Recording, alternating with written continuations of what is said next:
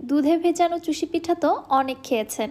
একবার এইভাবে তৈরি করে খেয়ে দেখুন, এর স্বাদ আপনার মুখে লেগে থাকবে এবং দুধে ভেজানো চুষি পিঠা খাওয়ার কথা তো ভুলেই যাবেন। আসসালামু আলাইকুম everyone, welcome back to my channel. শীতের আরেকটি অন্যতম জনপ্রিয় পিঠা হচ্ছে চুষি পিঠা। আজকে আমি তৈরি করব রসালো চুষি পিঠা।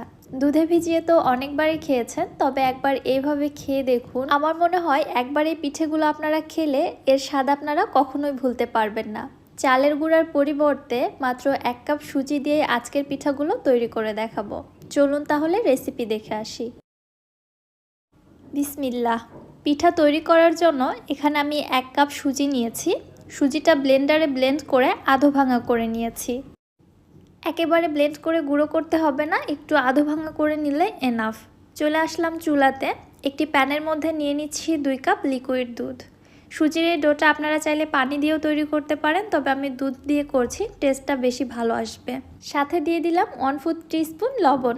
মিষ্টি খাবারে যারা লবণটা পছন্দ করে না তারা চাইলে অ্যাভয়েড করতে পারেন।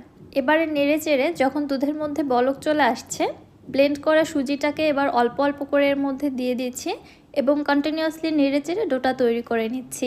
খুব ভালোভাবে নেড়ে চেড়ে ডোটা তৈরি করে নিব। এছাড়া দেখা যাবে সুজিটা কিন্তু দলা বেঁধে রয়েছে। যখন ডোটা এমন শক্ত হয়ে দলা বেঁধে আসবে তখন আমি ডোটাকে নামিয়ে নিচ্ছি। একটু অপেক্ষা করব ডোর মধ্যে অতিরিক্ত গরম ভাবটা বের হয়ে যাওয়ার জন্য। যখন দেখা যাবে ডোটা হাতে টাচ করা যাচ্ছে, ঠিক ওই মুহূর্তে ডোটাকে খুব ভালোভাবে মুথে নিব। হাতে সামান্য একটু ঘি নিয়ে আমি ডোটাকে খুব ভালোভাবে মুথে নিচ্ছি। এখানে আটা বা ময়দা দিয়ে ডোটা মুথে নেওয়া যাবে না, অবশ্যই ঘি বা তেল দিয়ে মুথে নেবেন। আবার ডোটি অধিক সময় রেস্টে রেখে একেবারে ঠান্ডা করে ফেলানো যাবে না, তাহলে কিন্তু মুথে সফট করা যাবে না। চেষ্টা করবেন একটু গরম থাকা অবস্থাতে এভাবে মুথে নিতে।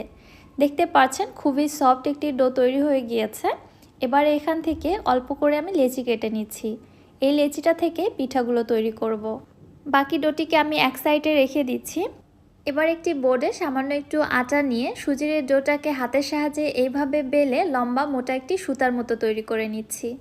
এবার পিঠাগুলো তৈরি করার জন্য লম্বা এই ডোটি থেকে খুবই সামান্য করে লেচি কেটে নিচ্ছি। তারপরে দেখুন হাতের সাহায্যে এইভাবে গড়িয়ে পিঠার শেপগুলো দিয়ে নিচ্ছি।